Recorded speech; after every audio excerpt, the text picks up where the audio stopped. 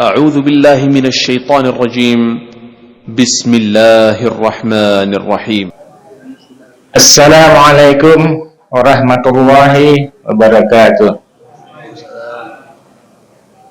Alhamdulillah rabbil alamin. Assalatu wassalamu ala asrafil anbiya'i wal mursalin wa ala alihi wa ashabihi ajma'in. Amma ba'du. Fa ya ibadallah fusikum wa iyaya bittaqwallah faqad fazal muttaqun. Puji syukur kita panjatkan kehadiran Allah Subhanahu wa taala. Alhamdulillah pagi ini kita bisa berkumpul bersama di masjid kita tercinta ini. Dan tidak terasa hari ini kita sudah memasuki insyaallah hari keempat, dan tidak terasa paling lama 26 hari lagi kita lebaran.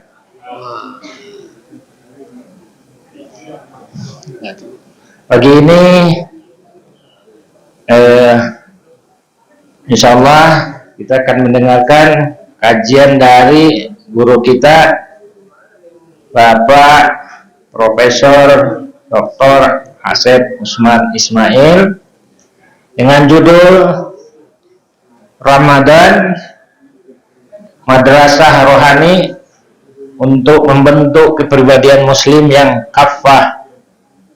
Jadi kita tidak hanya sebagai muslim, tapi harus sebagai muslim yang kafah.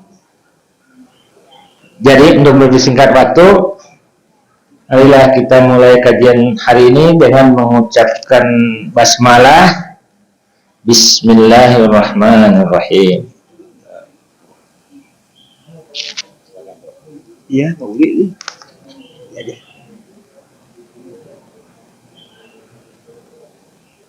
Bismillahirrahmanirrahim. Assalamualaikum warahmatullahi wabarakatuh. Alhamdulillahirabbil alamin. Wassalatu wassalamu ala asyrofil anbiya'i wal mursalin Sayyidina Muhammadin wa ala alihi wa ashabihi ajma'in. Amma ba'du.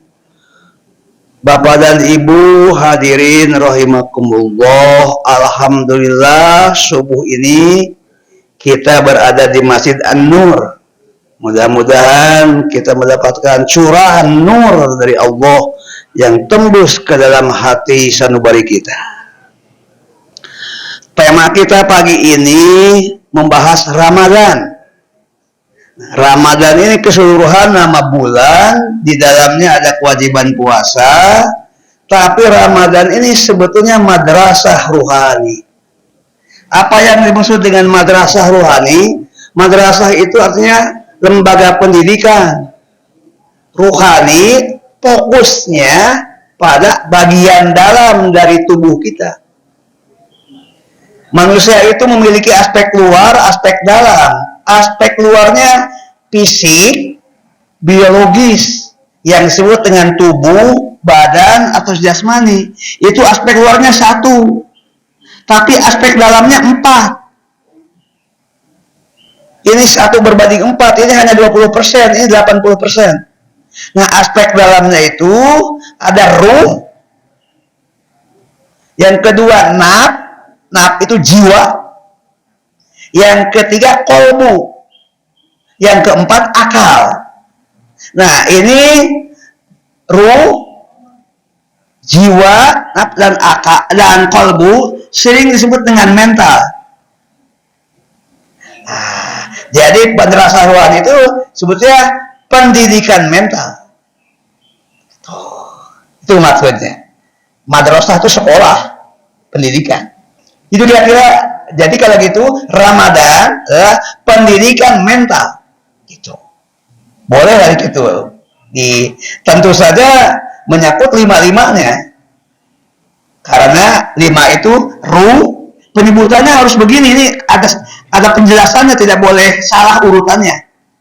Ruh, naf, kalbu, akal, baru dipadukan dengan aspek luar, fisik atau jasmani.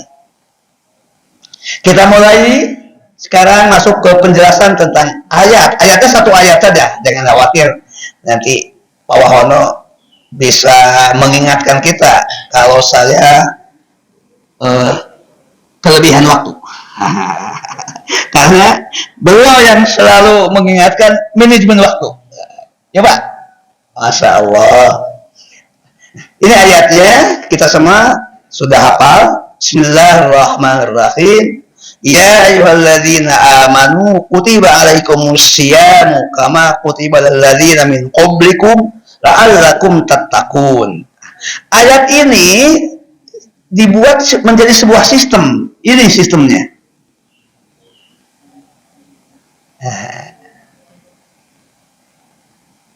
Gimana sistemnya? Nah inilah tadi ayat tadi tuh. Yang pertama as-saum. Saum itu puasa. Menurut ayat tadi ada 3 uraiannya. Ayat yang berbunyi ya ayyuhalladzina amanu, wahai orang-orang yang beriman, itu bisa dijelaskan puasa terkait dengan iman. Puasa itu dasarnya iman. Ingin bebas dari kewajiban puasa, jangan jadi orang Islam. Tidak usah beriman kepada Allah, itu bebas. Tidak wajib puasa, nggak wajib sholat, wajib zakat, wajib puasa, nggak wajib haji. Tuh. Jadi puasa itu memang dasarnya iman. Ada iman, ada kewajiban puasa. Demikian juga, apakah puasanya tingkat dasar? Tergantung kualitas iman. Apakah puasanya tingkat menengah? Tergantung kualitas iman. Apakah puasanya sampai kepada tingkat tinggi? Tergantung iman. Jadi iman merupakan dasar kewajiban puasa. Itu satu pengertian itu. Penjelasan ayat itu. Yang kedua, kama kutiba alal ladzina min qablikum, sebagaimana telah diwajibkan kepada umat terdahulu. Maksudnya, puasa ini adalah sistem. Puasa ini adalah madrasah. Puasa ini adalah edukasi. Edukasi ini bukan konsep baru praktek sekarang, bukan. Sudah pernah diuji cobakan ke umat terdahulu. Nggak tanggung-tanggung berapa miliar umat yang pernah diuji cobakan dengan puasa. Sejak zaman Nabi Adam sampai Nabi Isa dan terus Nabi Muhammad. Jadi ini bukan konsep mentah, bukan konsep yang baru dipikirkan. Bukan. Ini konsep sudah empiris. Ini konsep sudah uji coba. Itu maksudnya.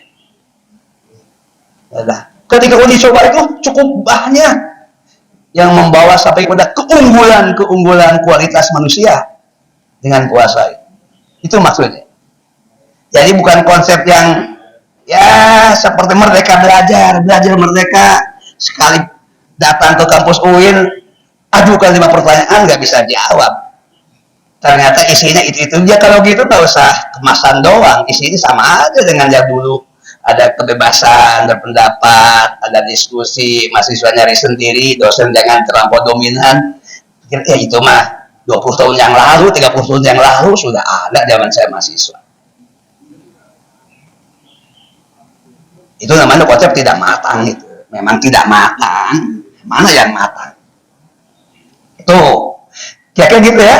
Nah, yang ketiga, la'allakum tattaqun. Oh, ternyata puasa itu sistem tadi memiliki tujuan.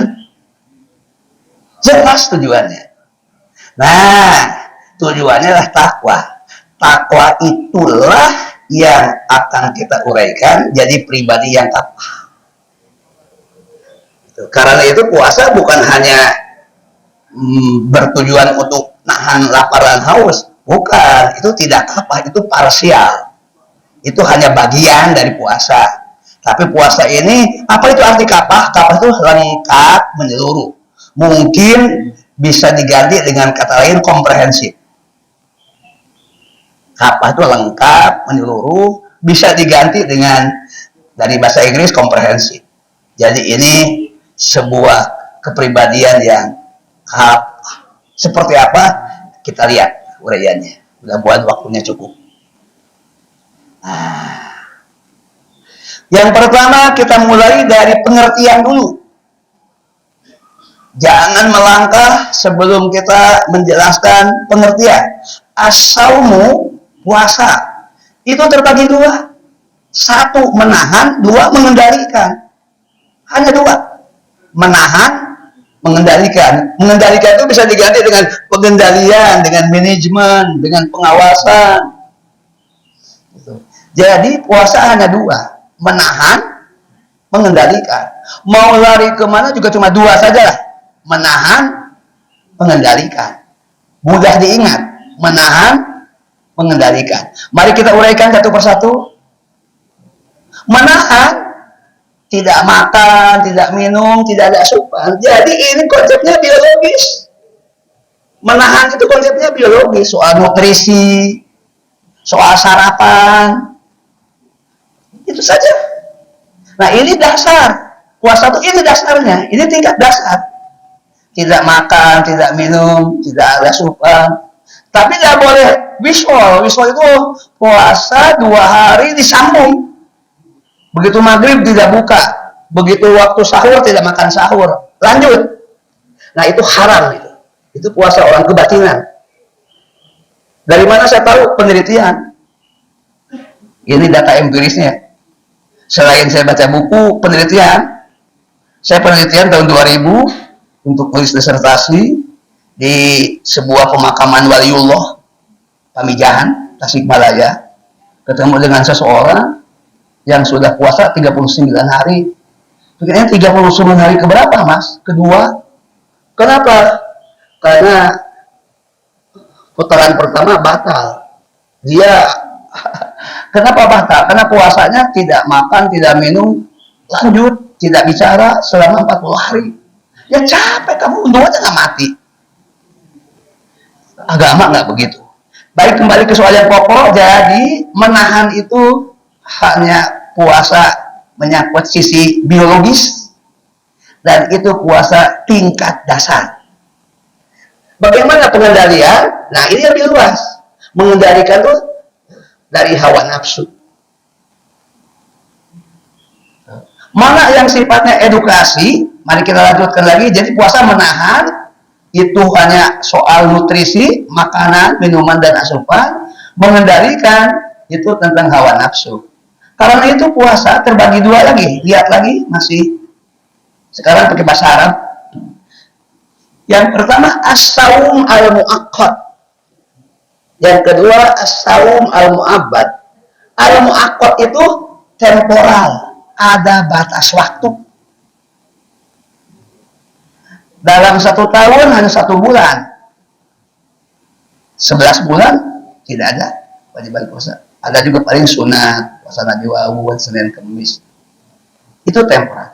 Dalam 1 bulan, bulan Ramadan ini hanya mulai dari adzan subuh sampai adzan maghrib. Dari 2 adzan saja, adzan subuh, adzan maghrib. Waktu subuh, waktu maghrib.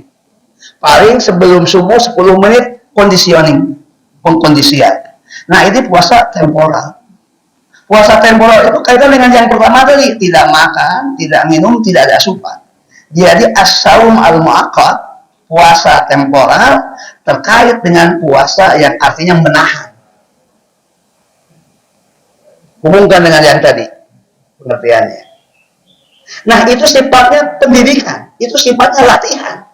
Umumnya lulus, walaupun masih ada yang belum lulus. Bagaimana dikatakan lulusnya? Kalau yang dikatakan lulus itu indikatornya gampang saja. Itu warung Tegal masih buka jam 9, jam 10. Berarti untuk yang temporal saja masih banyak yang belum lulus. Gimana al-mu'abbad? Nah, forever. Ini selamanya. Gimana caranya puasa selamanya? Ini bukan soal makan, soal minum. Contoh, seorang muslim yang sudah lulus puasa 1 bulan, pastikan seolah hidup tidak makan yang haram. Sampai kapan? Sampai mati. Tidak ada korupsi. Sampai mati. Nah itu buah puasa itu. Buah puasa itu tidak korupsi, tidak manipulasi, tidak ada penyimpangan, tidak ugal-ugalan ngurus negara. Itu bisa buka bersama dilarang, lama-lama ada penjelasan. Kalau konser bareng-bareng boleh, gimana ini logikanya kok nggak pakai nggak terdidik banget nih ngurus negara? Tidak terdidik. Mudah-mudahan ya Allah, amin ya Allah, di bulan Ramadan segera ini diganti oleh yang baru yang lebih baik. Ini musibah selama 10 tahun, bencana.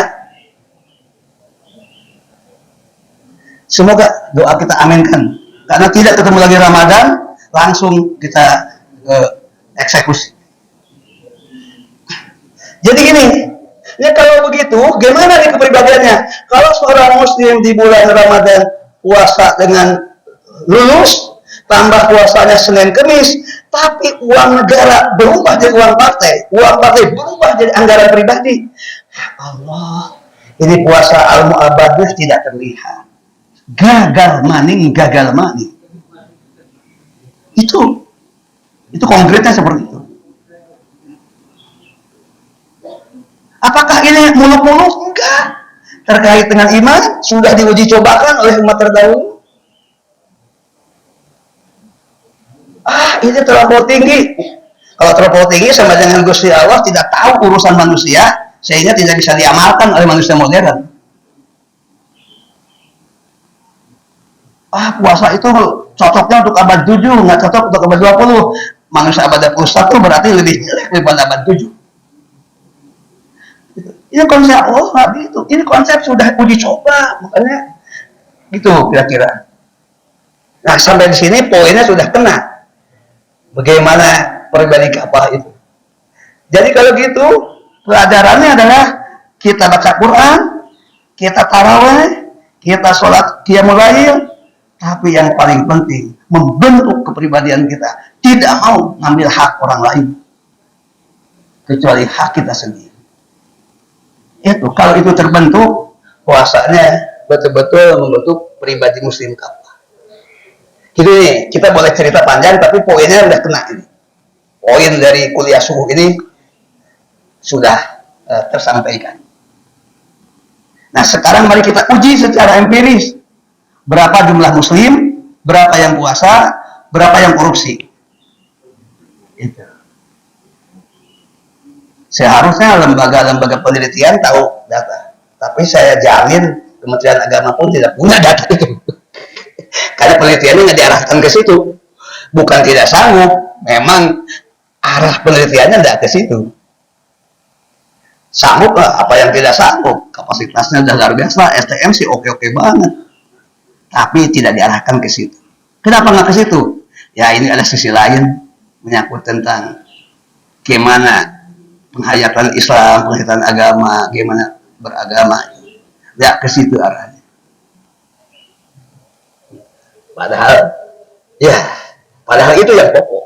Gimana puasa bisa membentuk apa? Lalu diuji secara empiris dengan data-data berapa muslim yang puasa, lalu apakah ngaruh nggak ketika di kantor disiplin waktu, pekerjaan ditangani dengan baik, dan anggaran tidak yang bocor, tidak mata. Berapa persen anggaran itu tersalurkan? Karena ada penelitian yang menekan nggak sampai 14%. Itu juga harus diuji datanya. Anggaran. Itu kira-kira. Sekarang kita lanjutkan, mudah-mudahan waktu cukup, insya Allah, karena pesan pokoknya sudah tersampaikan. Masih asal. Nah, ini uraian saja. Al-Mu'aqqad itu sifatnya diklat. Pendidikan pelatihan. Umumnya lulus. Karena hanya tidak makan, tidak minum, tidak merokok. Tapi al-mu'abbad itu, inilah kepribadian puasa, yaitu pengendalian. Itu subhanallah. Itu saya kira itu tadi masih asaum. Nah, kalau gitu bagaimana nih, ada 5 kita Gimana supaya saum yang kita lakukan ini, yang tadi al-mu'aqqad, temporal, ada batas waktu, sifatnya dasar, ini bisa membentuk kepribadian. Ini kerangka teorinya. Tadi latar belakangnya pengertian. Sekarang ini PowerPoint ini kerangka teorinya. Yang pertama, as-saum itu al-ada. Cobalah jangan lakukan, biasakan saja. Maksudnya puasa yang selama ini sudah dilakukan, pertahankan. Harus jadi kebiasaan. Nah mungkin dong lebih jelek. Kalau gitu jangan berpikir gini. Ini saya berpikir dari obrolan ringan ketika menerima konsultasi tentang agama. Saya pernah di satu tempat ada berpikir gini, Pak, sholat duha itu baca surat Asy-Syams ya dengan ad-duha? Enggak, mana saja. Kata ustadz kami begitu, karena saya nggak hafal-hafal, saya nggak sholat duha. Ustadz salah menjelaskannya, sholat duha harus baca surat Asy-Syams. Rakaat kedua surat ad-duha. Umat merasa berat, akhirnya sholat duhanya ditinggal. Waduh, nggak gitu Bu, Ibu baca surat apa saja. Benar. Mana darinya? Al-Quran. Satu. Nah, nanti orang bisa berpikir, percuma puasa, orang puasa juga korupsi, mendingan nggak usah puasa. Salah. Kan gitu. Itu yang puasa juga koruptor. Haji koruptor. Partai Islam koruptor.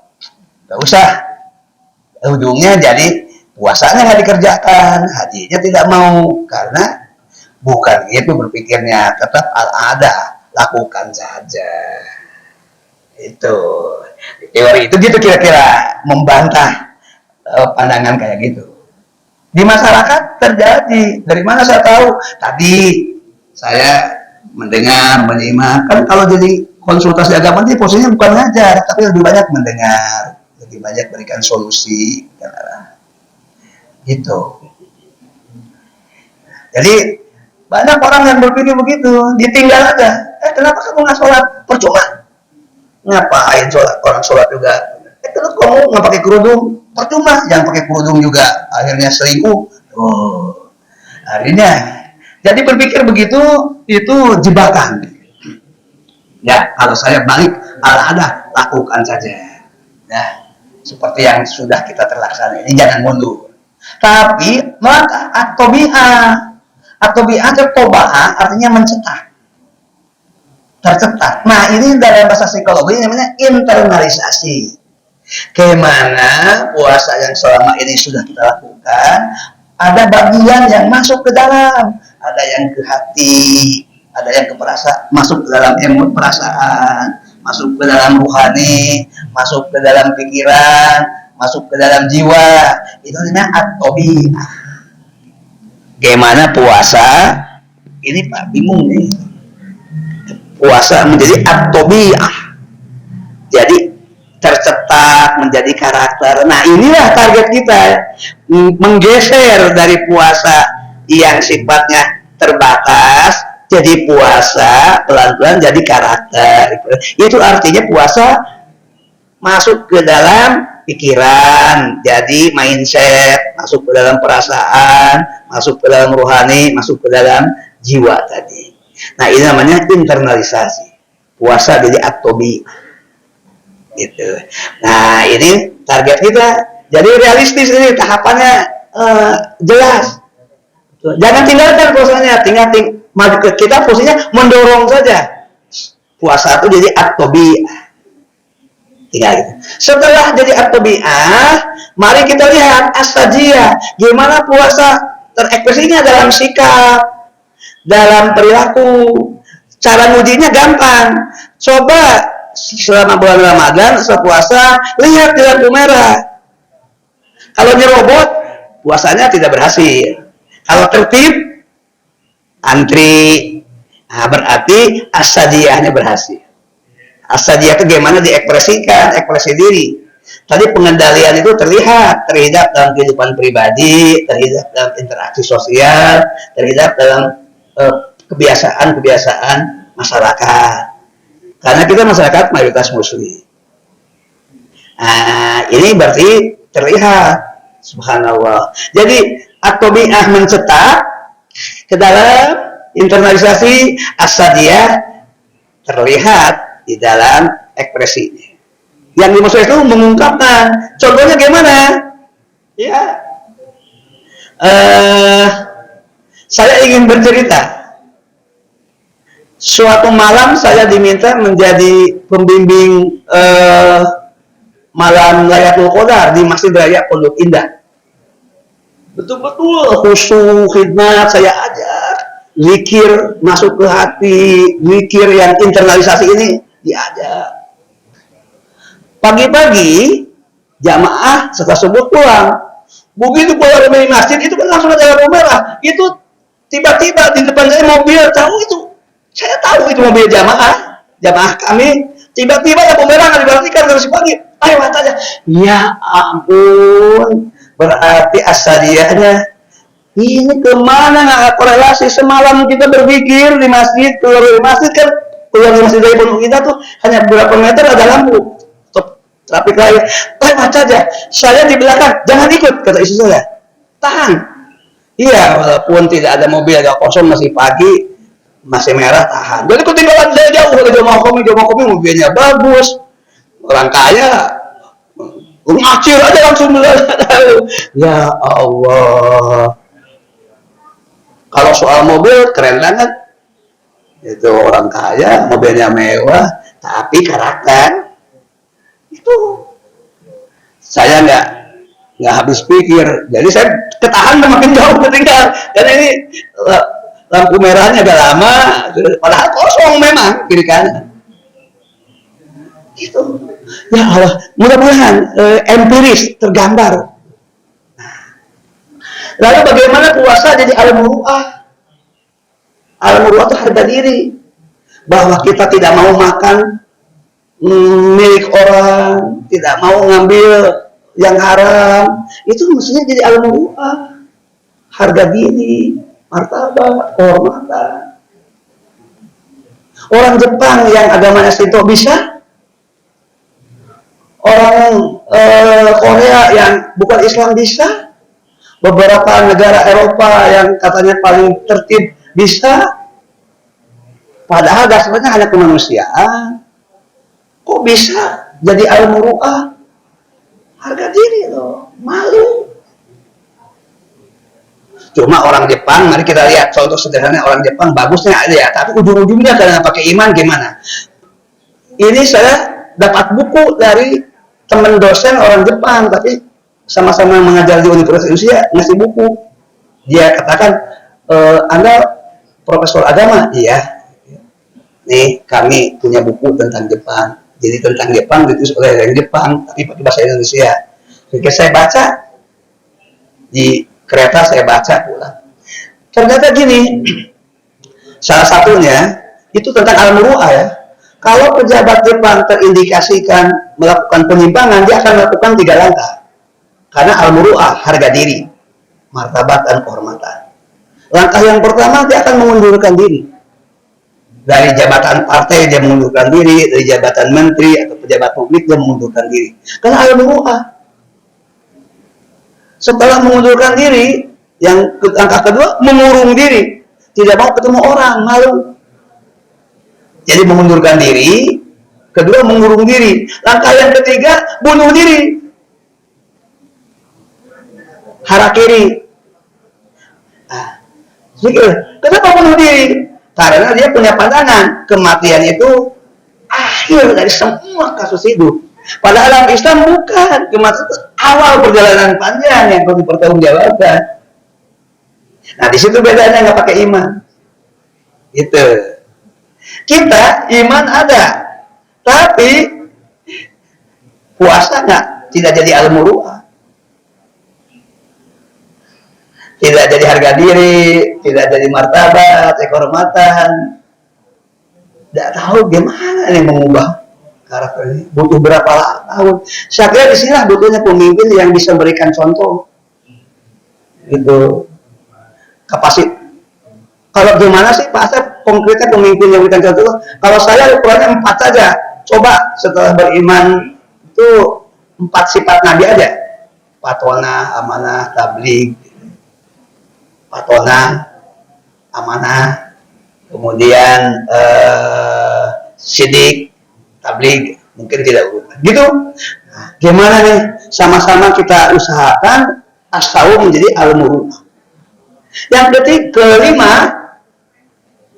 kelima, as-sawu menjadi ad-din. Ad-din itu gini, berdampak pada keteraturan pada diri kita, keteraturan pada kehidupan sosial. Karena puasa ini betul-betul tertib. Nah, bagaimana itu bisa terekspresi keteraturan itu dalam kehidupan pribadi dan kehidupan sosial. Nah, kalau keteraturan sudah terbentuk, maka ada makna kedua, ada arti kedua. Agama itu arti yang kedua, adin, itu peradaban. Karena tidak mungkin ada peradaban tanpa keteraturan. Nah, ini negara ini kenapa saya katakan musibah? Karena dikelola ugal-ugalan. Ugal-ugalan itu bukan manusia peradaban, itu primitif. Itu manusia primitif. Manusia primitif kok memimpin negeri? Makanya langkah-langkahnya tak terukur, tidak rasional. Gitu. Nah, baru yang ketiga, adil itu agama. Gitu. Nah, kita sering lompat. Adil itu agama, tidak teratur, tidak peradaban. Lompat memahaminya. Kita sering lompat. Adil, agama, vertikal, Gusti Allah gitu. Nah, sisi-sisi kemanusiaan, sisi-sisi sosial terabaikan. Jadi kan tidak kapah kalau gitu. Nah, ini tadi tahapan yang tadi kita berhenti di nomor 1 di al-adah saja. Untunglah. Tapi ini tahapan-tahapannya yang tadi sudah diuraikan, mandek. Nah, ini tentang takwa, menjaga, melindungi. Nah, kita sudah sering. Nah, ini pembagian puasa. Kalau yang hanya menahan, yang tadi sudah diberikan, tentu tingkat dasar. Karena yang objeknya hanya makan, minum, merokok, asupan lain. Tapi ada tingkat menengah. Nah, tingkat dasar itu disebut dalam istilah Imam Al-Ghazali al-awwam. Awam itu kata am, artinya umum. Itu manusia secara umum. Tapi nanti yang menengah itu al-khos. Khos itu jamaah. Kita sering mengatakan khusus. Ini orang-orang yang sebenarnya punya kepribadian Islam sehingga menjadi subculture dari manusia keseluruhan. Yang dikendalikan bukan hanya makan dan minum, tapi hawa nafsu. Nah, ini tidak ada batas. Ini seumur-umur. Yang ketiga itu lupa kepada Allah, takut sama Allah, lupa kepada Allah tuh dikendalikan. Yang terjadi adalah zikir. Zikirnya integrasi. Zikirnya dibagi 3, mengucapkan, mengingat dan merasakan. Mengingat pekerjaan nalar, memori. Merasakan pekerjaan hati, mengucapkan pekerjaan lidah. Jadi ada zikir lisan, ada zikir hati yang ditopang oleh memori. Nah, kalau ini sudah terbentuk, maka pengendaliannya terintegrasi, kesadarannya tentang Allah. Khawas wa khawas. Nah, kita mungkin masih berat. Minimal kita naik, jangan dasar, naik ke tingkat menengah tadi. Itu kira-kira. Nah, Ramadan madrasah terpadu dari memadukan 5 sisi dari kehidupan manusia, 6. Nah, terpadu itu fisik. Ya, ini sedang kita latih, tidak makan, tidak minum. Itu juga ada manfaat. Tapi intelek, ada konsep, ada mindset, dirasakan, dihayati, spiritual. terhubung puasa ini kedekatan dengan Allah personal. Memang pangkalnya pada kehidupan pribadi jadi personality, tapi buahnya terlihat dalam hidup bersama, kehidupan sosial. Kehidupan sosial itu adalah kita berhubungan, berinteraksi, berkomunikasi bersama, itu kehidupan sosial. Gitu. Nah, sekarang teknis. Teknisnya gimana? Gini, kita sudah niat. Cukup unik niat puasa itu. Kalau niat sholat, itu langsung begitu takbir nih, Allahu Akbar. Itu terjadi 3 hal. Mengucapkan Allahu Akbar, mengangkat tangan, dan satu lagi, hati niat. Apakah pakai usoli? Usoli bukan niat. Itu talafud biniyah. Itu. Tapi saya sejak kecil terbiasa pakai usoli. Setelah kuliah, baru tahu usoli itu bukan bagian dari sholat. Itu. Tapi itu niat. Tapi niat puasa unik. Niatnya boleh 8:30 habis tarawih atau jam 9. Itu niat. Tapi pelaksanaannya habis adzan subuh. Gimana tuh ada jarak jauh? Pasti Allah punya rahasia. Inilah rahasianya. Gimana? Niat itu adalah mengorientasikan pekerjaan ini untuk Allah. Seperti tercermin kata lillah. Lillah itu untuk Allah. Coba kita ulang niat kita tadi. Nawaitu shomagadin an adai pardisari Ramadana hadisanati parobo lillahi ta'ala. Nah, intinya lillah.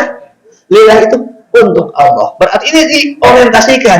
Ini kayak ini pekerjaan. Lalu nih, sentuh. Ini kan. Kemana nih pekerjaan ini? Ini kita akan mengendalikan tidak makan, tidak minum selama sekian jam. Ini untuk siapa nih diarahkan?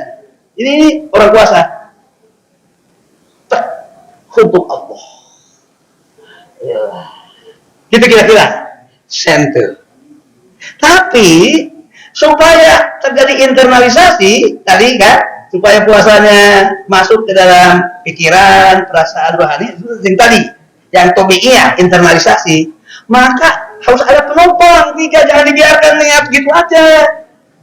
Ada 3 penopangnya, pendorongnya ada 3. Niatnya udah bagus nih.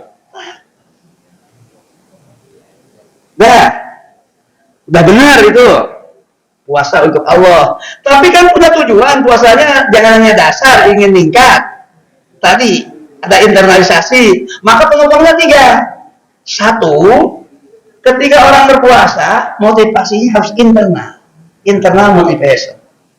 Karena motivasi itu bagi 2, ada motivasi eksternal, ada motivasi internal. Ini harus internal. Internal itu berarti kesadaran aku. Jadi puasa dengan kesadaran. Puasa dengan konsep, puasa dengan mindset. Nah, ini perlu dievaluasi, perlu dibimbing di umat sampai ke sini.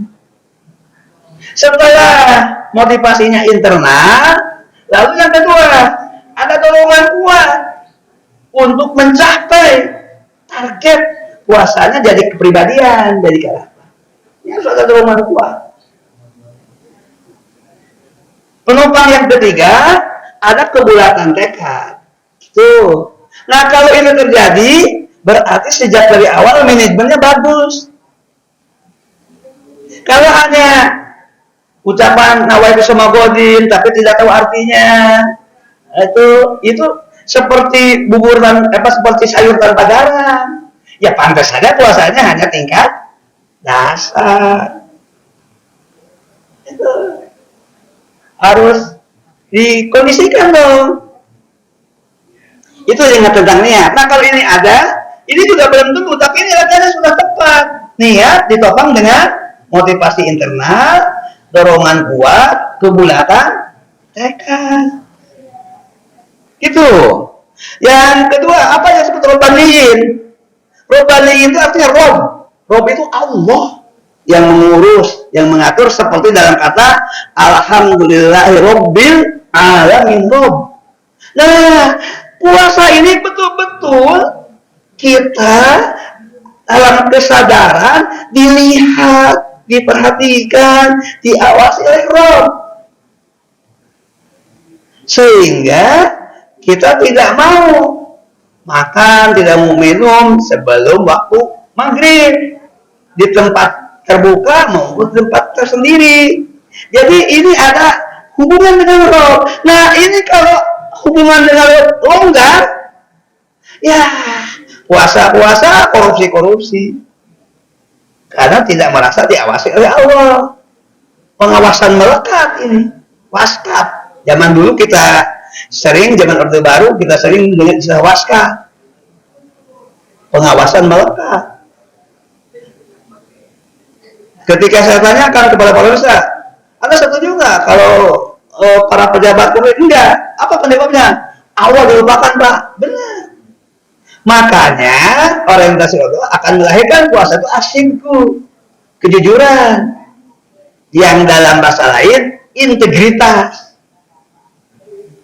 tas integritas ini itu, masya Allah itu. Lalu akan al-ikhlas, ketulusan, betul-betul. Maka semakin tulus, semakin mudah internalisasi, meresap.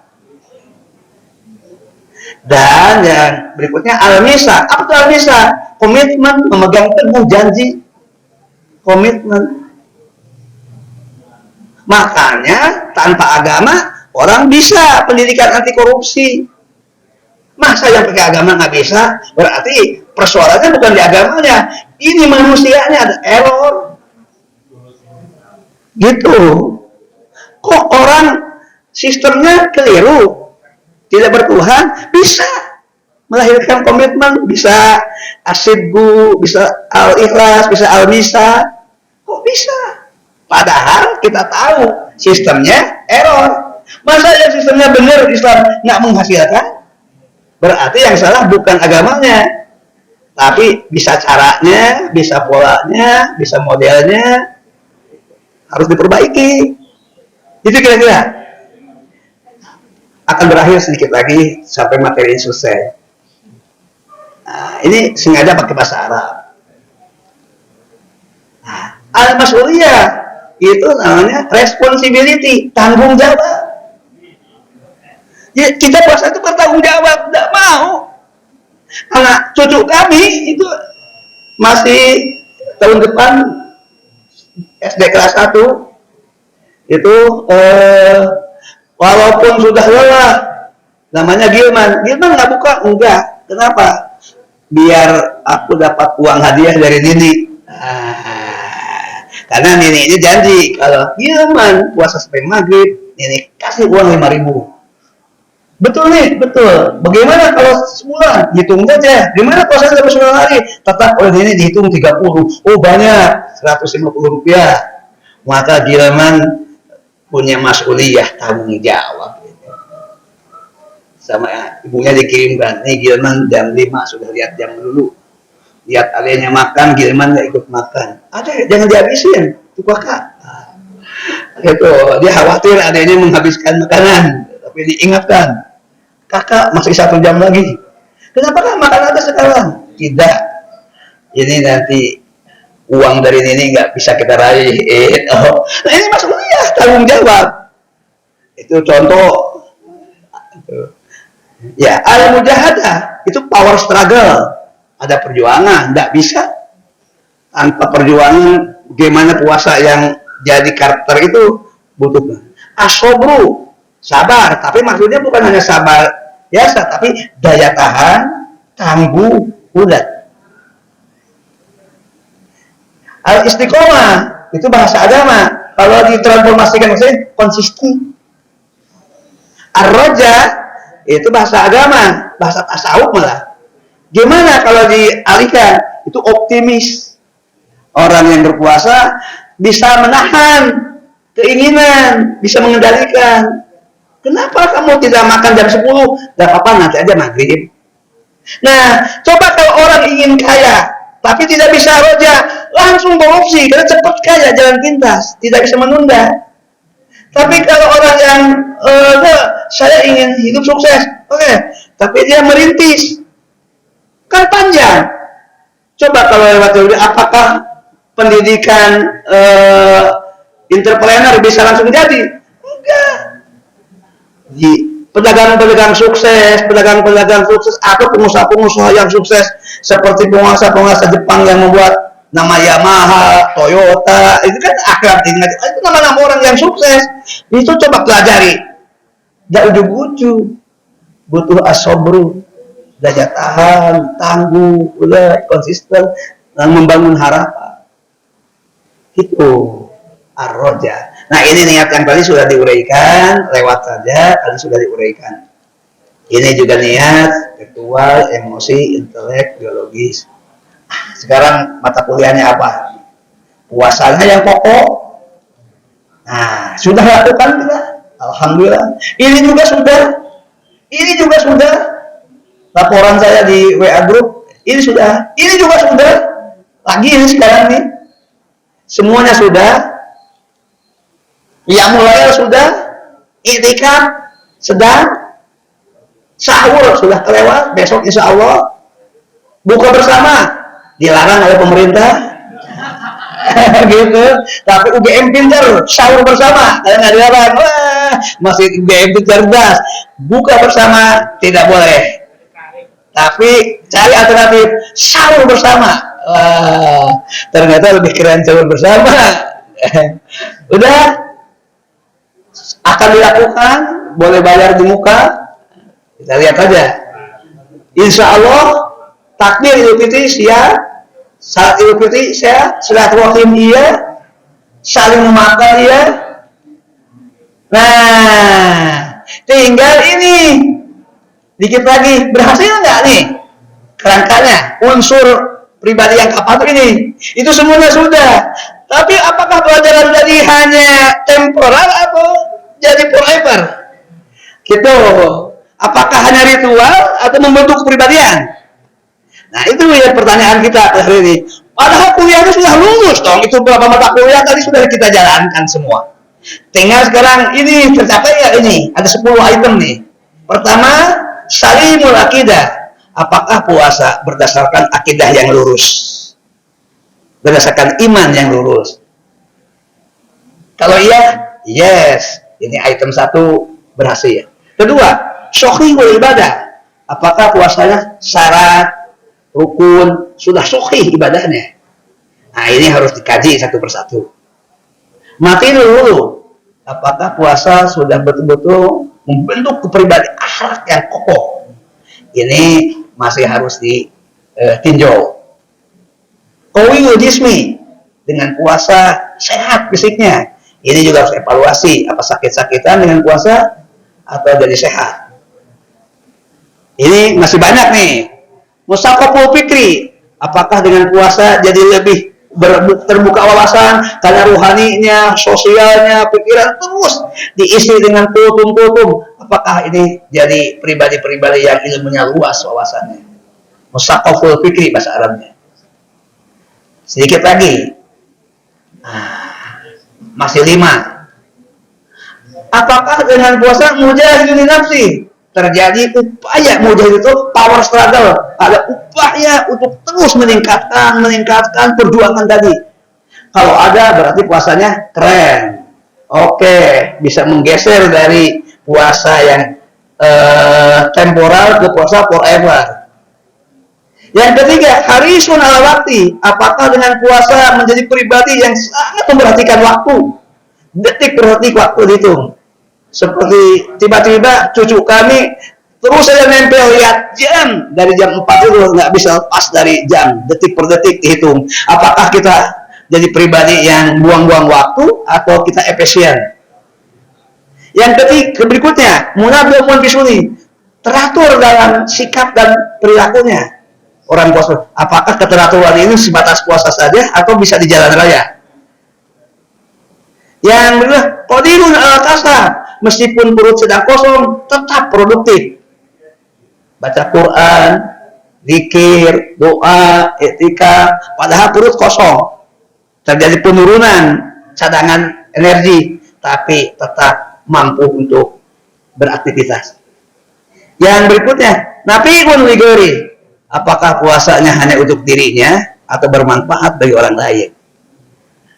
Kalau tidak korupsi, tidak main serobot, puasanya betul-betul bermanfaat bagi orang lain, menciptakan keteraturan dan ketertiban. Saya kira mentari pagi sudah tiba. Sampai di sini ngaji kita. Semoga bermanfaat lahir dan batin. Itu saja. Wallahu a'lam bishawab. Billahi taufiq wal hidayah. Assalamualaikum warahmatullahi wabarakatuh. Ini sampai jam 6 selesai. Iya. Demikianlah kajian kita pagi ini. Puasa-puasa itu tidak hanya sembarangan aja, ada urutannya, ada tingkatnya. Tingkat dasar, tingkat menengah, tingkat tinggi. Tidak ada praksi luar ya? Praksi itu tidak ada. Nah, kan sedang Next month, Pak. Jadi mudah-mudahan kita jangan puasa di tingkat dasar lagi, gitu kan. Terus juga puasa tersebut ada sistemnya. Sekarang lanjut ke sesi diskusi. Dengan banyaknya materi tadi, mudah-mudahan ada pertanyaan daripada para jemaah. Pak, tidak terlihat ini. Pak Teo. Terima kasih. Assalamualaikum warahmatullahi wabarakatuh. Waalaikumsalam. Prof, saya tadi Prof sudah sampaikan bahwa puasa ini secara empirik sudah teruji dari abad yang zamannya Nabi Adam gitu ya. Kita nggak tahu apakah goalsnya juga zaman dari dulu itu takwa gitu kan ya, apa goalsnya sampai tingkat mana kita nggak tahu. Tapi artinya begini, kita skopnya dikecilkan dulu nih di lingkungan kita dulu, di keluarga gitu ya. Artinya gini, kalau kita lihat puasa keluarga kita dulu, orang-orang tua kita terdahulu, itu kan artinya di zaman penjajahan, yang artinya informasi-informasi majelis taklim yang sangat terbatas gitu ya. Tapi mereka berhasil. Artinya begini, dari kecil kita sudah diajarkan mulai berpuasa misalkan setengah hari gitu kan ya, setengah hari dulu. Kemudian dulu bahkan mungkin cenderung usia dimulainya itu 6 tahun barangkali dulu ya. Dulu 6 tahun baru boleh mulai belajar puasa gitu kan, setengah hari. Kemudian padahal orang tua kita dulu itu kajian-kajian itu terbatas ya. Pengetahuannya juga masih tradisional. Tapi berhasil mendidik gitu kan, artinya pertama itu bahwa malu kalau tidak berpuasa. Sampai di dalam internal keluarga ya, saya cerita mungkin ada sedikit menyinggung keluarga saya sendiri, bahwa kakak-kakak saya, kebetulan saya keluarga itu 9, laki-lakinya 3, perempuan 6 ya. Jadi lebih banyak perempuan. Jadi pada saat yang perempuan ini berhalangan, artinya tidak berpuasa, itu di dalam internal keluarga sendiri malu kalau makan. Sehingga kebetulan kita punya dapur itu bentuknya seperti kamar gitu ya, dulu kan gitu, dapur kamar, ini kamar, satu kamar. Mau makan aja karena dia memang berhalangan, itu di dapur dan di belakang pintu, tidak mau terlihat. Artinya sudah ada budaya malu kalau tidak berpuasa. Sekarang kita kembali ke zaman sekarang ya. Zaman sekarang ini baru-baru level budaya malu tidak berpuasa. Level sekarang ini secara ini majelis taklim luar biasa. Kajian-kajian tentang Ramadan dan di TV itu sangat luar biasa. Ya. Kemudian juga sedemikian rupa, artinya bahkan di dalam internal keluarga anak-anak itu sudah dididik, mungkin usianya lebih muda lagi. Kalau dulu 6 tahun, sekarang itu sudah mulai 4 tahun sudah mulai diajarkan cara berpuasa. Gitu ya. Artinya di dalam internal keluarga sudah ada kemajuan. Gitu ya. Nah, tapi kalau kita lihat yang tadi, secara puasa yang masih levelnya temporary, menahan, itu saja tidak berhasil. Contohnya seperti tadi dicontohkan warung Tegal. Bahkan sekarang ini mereka masuk keluar masuk warung Tegal tidak ada rasa malu.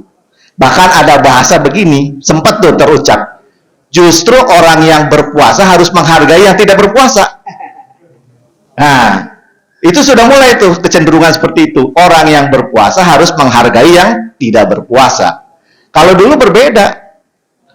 Orang yang tidak berpuasa harus menghargai orang yang berpuasa. Saya nggak tahu itu perubahan itu sejak kapan, tapi kita rasakan. Zaman saya dulu itu artinya budaya malu itu makan di luar atau bahkan seperti itu malu sekali gitu. Nah, saya nggak tahu apa sistemnya sendiri yang tidak mendukung itu, zaman dulu lebih mendukung atau sekarang tidak mendukung. Saya nggak tahu. Nah, harusnya kita cari kan sekarang ini dengan sedemikian rupanya majelis taklim, kajian dan lain sebagainya, dan kemajuan dalam internal keluarga sendiri mendidik anak-anaknya. Tapi begitu meningkat pada tingkat dewasa, ya anak-anaknya sudah dewasa, banyak dewasa, bahkan mungkin nanti sudah mulai ini, itu budaya itu hilang tuh, ya budaya malu, budaya dulu kita sederhana sekali berpuasa itu gitu ya, nggak sampai tingkat. Nggak diajarkan orang tua kita tuh puasa itu nanti tujuannya takwa, nggak, pokoknya jalanin aja puasa gitu. Orang tua kita ngajarkan gitu, kamu puasa ya, mulai belajar puasa. Dan alhamdulillah budaya itu timbul gitu kan. Nah, saya makanya kembalikan secara internal keluarga sebetulnya sudah bagus, tapi begitu mulai dewasa, sudah mulai ini, nah ini udah mulai luntur nih.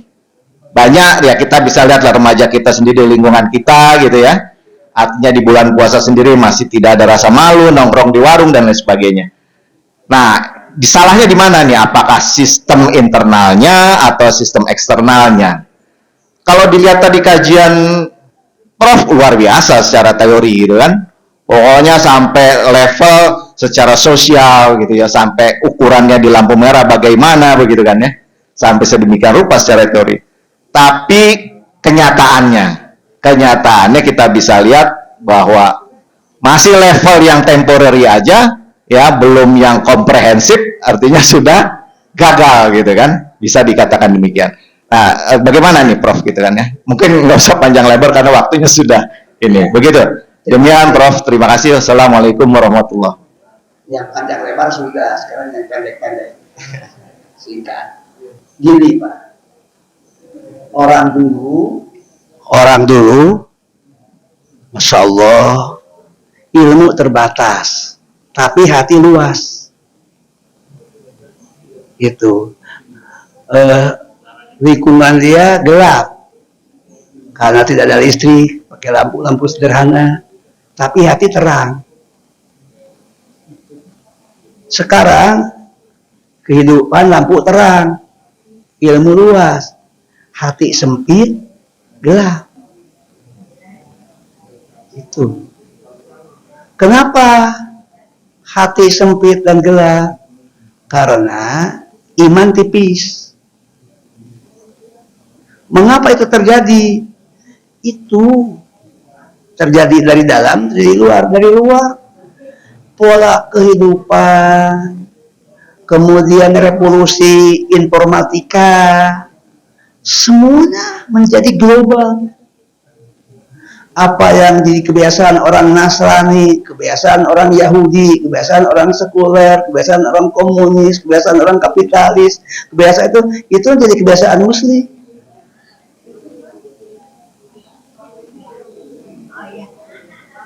Jadi ini terjadi tergerogoti dari dalam. Karena itu tambah berat zaman sekarang. Solusinya coba hidupkan kembali kepada Allah, bimbing dekat dengan Allah, tanamkan kembali. Itu yang hilang. Hilang Pak. Dulu mah kebayang Menteri Agama menganjurkan menghormati yang tidak puasa, nggak kebayang. Tahun andai kata Wahid Hasyim hidup kembali Menteri Agama tahun 50, dia kaget. Kenapa kadar-kadar NU sekarang begini? Andai kata Kiai Maskur hidup kembali dari beliau Menteri Agama di tahun 50-an. Mungkin kaget, nggak kebayang kok ada NU liberal. Gitu. Nggak kebayang, pasti kaget. Itu pasti kaget. Katakanlah kita hidupkan kembali itu menteri-menteri agama yang tokoh-tokoh kiai-kiai NU tahun 50-an, pasti kaget. Gitu kira-kira. Karena itu solusi terbaik adalah gimana kita kembali kepada Allah, luar dalam hati kita isi kembali. Tidak cukup pikiran. Ayo kita semuanya hati isi. Kan hati inti yang membuat kita jadi pribadi yang baik. Itu saja jawaban. Kan diminta singkat.